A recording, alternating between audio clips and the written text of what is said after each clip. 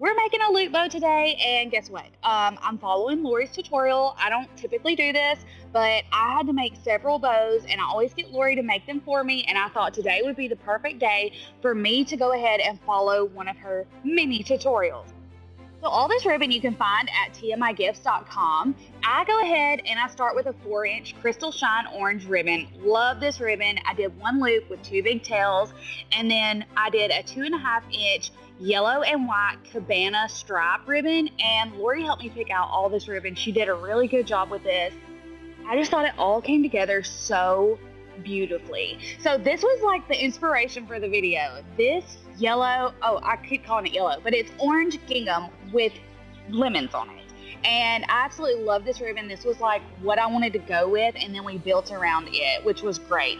So I did one loop here. As you can see, it's kind of like a back and forth technique. So the first one we do a loop with 2 tails. The second one we did 2 loops with a tail at the top and a tail at the bottom. And then with the gingham we did a loop with 2 tails. And then with this micro dot lime green ribbon, we're going to go ahead and do that same technique where we do 2 loops. And then we're going to top it with a pink Dupioni ribbon. And this is a really pretty ribbon. We have this in several different colors. And we did that same technique, just one loop with 2 tails at the bottom. We're going to zip tie it. I like to use zip ties. A lot of people will use pipe cleaners as well. And then we're going to go ahead and dovetail it. And we have the most beautiful bow for my boxwood. I will be using this technique from here on out. I absolutely love it. It's gorgeous.